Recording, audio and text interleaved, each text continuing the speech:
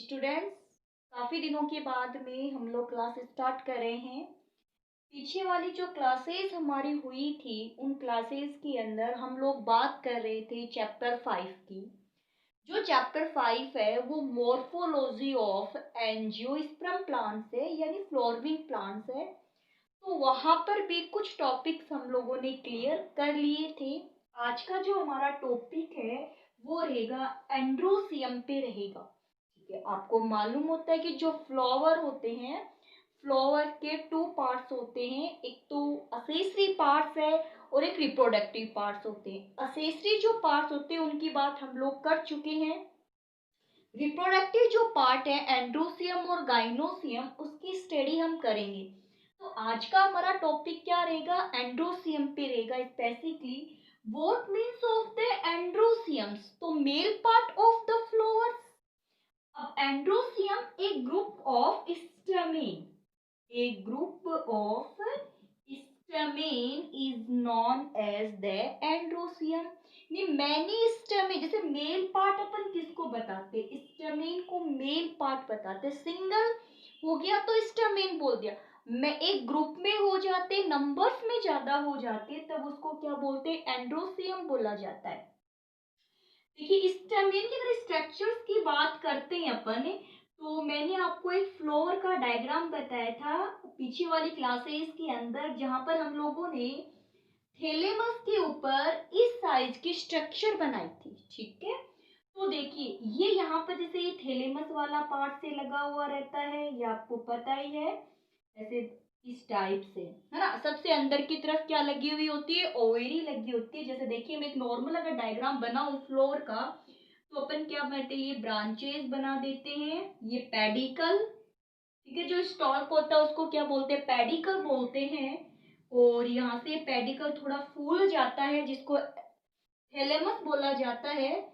और इसमें अगर अपन इनर साइड में सेक्शन देखते हैं तो ओवेरी, स्टाइल और स्टिग्मा होती है। और यहाँ साइड में क्या लगे हुए रहते हैं, मेल पार्ट यानी स्टेमेन। तो देखिए स्टेमेन का ये वाला जो पोर्शन है वो तो ये रहा, ये बना रखा है मैंने साइड में। ठीक है, ये वाला जो पोर्शन है वो यहाँ बना रखा है मैंने। तो जो स्टेमेन है, तो स्टेमेन में देखिएगा आप, जो ये तो हो गया फिलामेंट। स्टॉल्क फॉर्म तो क्या हो जाती है, फिलामेंट हो जाता है। The stalk swell in the upper side is known as the anther. ये लीजिए, ये क्या हो गया, एंथर हो जाता है। अब मोस्टली जो एंथर है वो क्या होते हैं, इस टाइप के होते हैं, यानी केवल एक ही लोब पाई जाती है। बट कुछ प्लांट्स, ठीक है, मोस्टली बाइलोब्ड होते हैं। मोस्टली कैसे होते हैं, बाइलोब्ड होते हैं।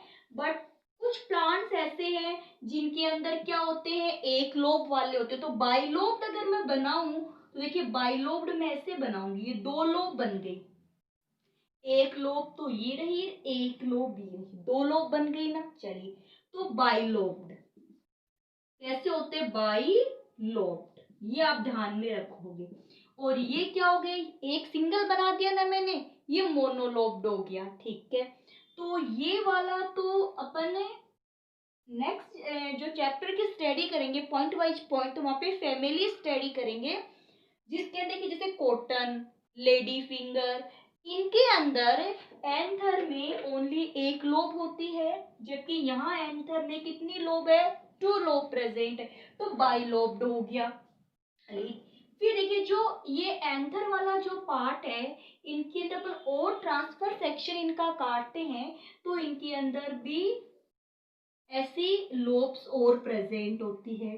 फोर लोब्स हो गई ना। ये जो फोर लोब्स है अपन इनको नाम दे देते हैं माइक्रोस्पोरेंजियम। माइक्रोस्पोरेंजियम। ठीक है, अगर आप और भी सिंपल फॉर्म में इसको बोलना चाहो तो अपन ये कहेंगे कि जो एंथर है उसमें पोलेन से एक होता है।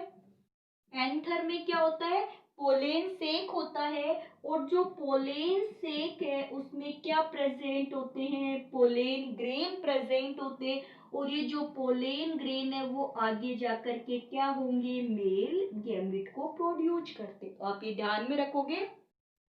जो स्टेमेन है उसमें एक तो फिलामेंट वाला पार्ट होता है और एक क्या होता है, एंथर होता है। एंथर में पोलेन सेक है और जिसमें क्या पाए जाते हैं, पोलेन ग्रेन पाए जाते हैं। चलिए इतनी बात क्लियर हो गई।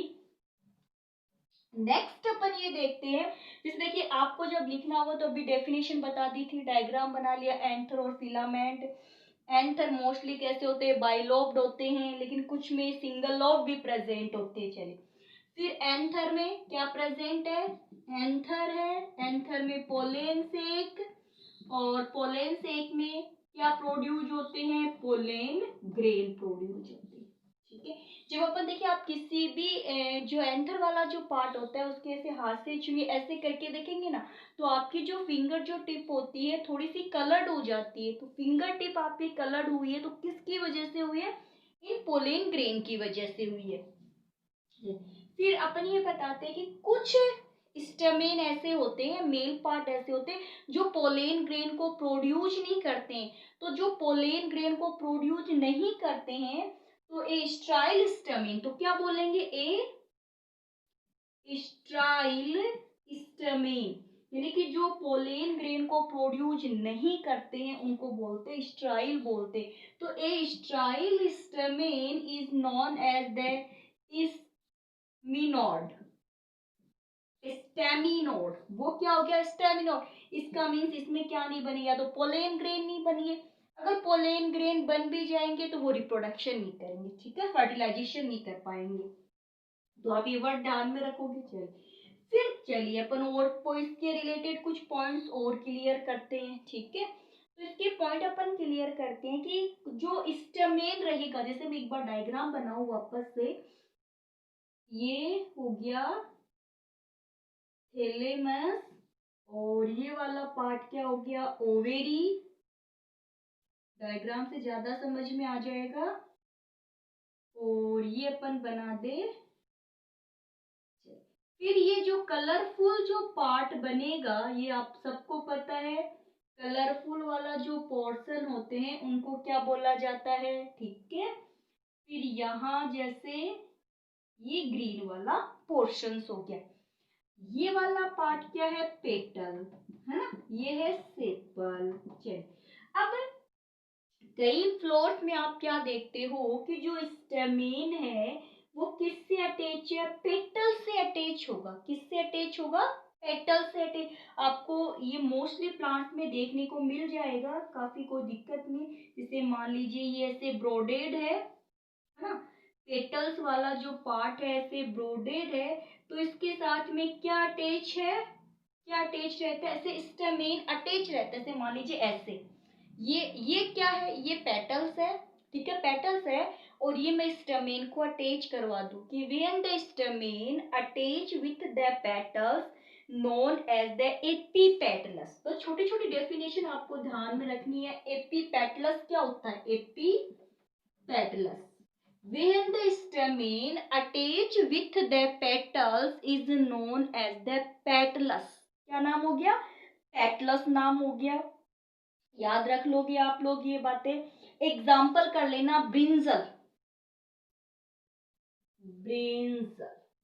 चलिए फिर एक देखो होता है, एक तो हो गया पेटल, एक सेपल, और एक मैंने आपको ये बताया था कि कुछ फ्लोर ऐसे होते हैं इसमें सेपल और पेटल में डिफ्रेंसिएशन नहीं होता, पता नहीं चलता सेपल कौन सा पेटल कौन सा है, तो अपन उसको क्या बोलते हैं, पेरिएंथ। ये वर्ड यूज किया था, पेरिएंथ वर्ड यूज किया था हम लोगों ने, पेरिएंथ का। जैसे यहाँ तो मैंने सेप्टल और पेटल दोनों बना रखे हैं। मैंने आपको जब ये चैप्टर करवाया था, ये टॉपिक करवाया था, तो उस समय एक फ्लावर भी दिखाया था मैंने आपको। उस फ्लावर में पता नहीं चल रहा था सेपल कौन सा है पेटल कौन सा है, तो हमने उसको क्या नाम दे दिया था, पेरिएंथ दे दिया था। तो इसका मतलब क्या होगा कि when the stamen attach with the perianth, attach with the perianth is known as the epiphyllus। known as the epiphyllus. Example lily, water lily, ठीक है, एक्वाटिक प्लांट, वाटर लिली यानी एक्वाटिक प्लांट। इतना क्लियर होगा। फिर अब अपन बात करते हैं कि जो ये स्टेमेन प्रेजेंट, जैसे यहाँ देखिए मैंने 2 बनाई है।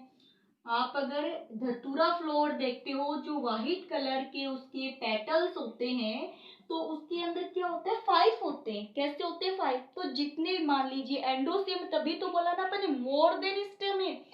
तो स्टेमेन कुछ तो होते हैं फ्री।